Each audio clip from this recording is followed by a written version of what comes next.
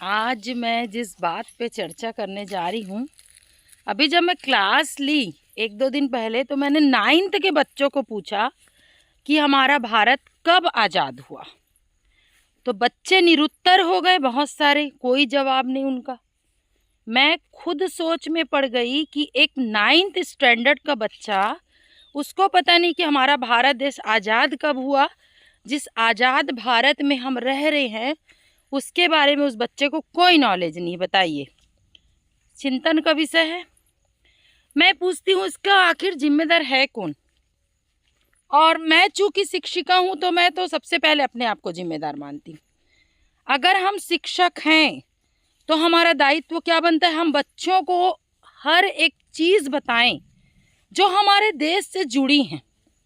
हम बाद में बाकी चीज़ पढ़ाएं, पहले हम अपने देश के बारे में पढ़ाएं, अपने राज्य, जिले, हर चीज़ की छोटी छोटी जानकारी बच्चों को देना चाहिए। स्थानीय स्तर पर दें, फिर थोड़ा सा उसको आगे बढ़ाते जाएं उनके स्टैंडर्ड के आधार पर। बच्चा हीरो हीरोइन के बारे में पूरा जान रहा है, उसको पूरा नॉलेज है, वो कैसा बनना चाहता है। हीरो का नाम लेगा, हीरोइन का नाम लेंगे। ये हीरो हीरोइन कहाँ से आ गए भाई? क्या इन्होंने हमारे देश को आज़ादी दिलाई है? मैं तो, आप यकीन नहीं करेंगे, जब उस अध्याय को मैं पढ़ाती हूँ ना, तो मैं शहीद भगत सिंह के बारे में इतना बताती हूँ उनको कि पता चलना चाहिए कि हमारे देश की आज़ादी के लिए कितनों ने अपने जान की बाजी लगाई है। किंतु बच्चों को ये नहीं पता देश आज़ाद कब हुआ, तो क्यों हुआ। तो वो कहाँ से भगत सिंह को जानेंगे और कहाँ से अन्य क्रांतिकारी लोगों के बारे में जानेंगे। मुझको बहुत दुख लगा इस चीज़ का। मैंने कुछ न्यूज़पेपर में देखा, कुछ मैंने आज के समाचार पत्र पत्रिकाओं में मैंने देखा, और थोड़ा सा न्यूज़ चैनल वगैरह में भी देखा।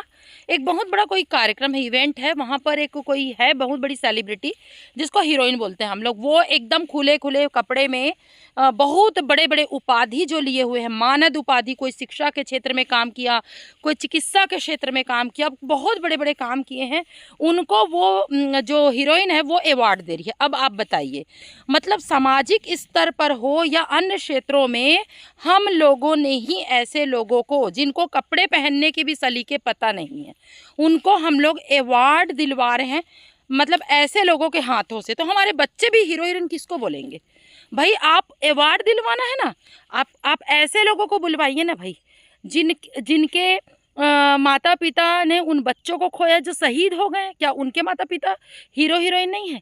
क्या वो हीरो हीरोइन नहीं है जो युद्ध करते करते देश की सीमा में तैनात जवान है, किसी का पैर टूट गया, किसी का किसी भी तरीके से क्षति पहुंची, क्या वो हीरो हीरोइन नहीं है? लेकिन नहीं, हमारे खुद के लोग ऐसे लोगों को आगे बढ़ाते हैं। तो हमारे बच्चे क्या सीखेंगे? ये सारी चीज़ें तो बहुत चिंतन का विषय है। मेरे पास टॉपिक इतना सारा है, मैं सोचती बहुत हूँ इन सब विषयों के बारे में, और मुझे बहुत दुख होता है कि हम चाहें ना तो ज़मीनी स्तर पर इन सब चीज़ों को सुधार सकते हैं, लेकिन हम उनको खुद प्रस्तुत कर रहे हैं समाज में उस रूप में, तो हमारे बच्चे कैसे करेंगे? उन्हीं को हीरो हीरोइन मानेंगे ना। और आजकल आप तो देख रहे हैं हमारी संस्कृति भी कितनी विकृत होते जा रही है।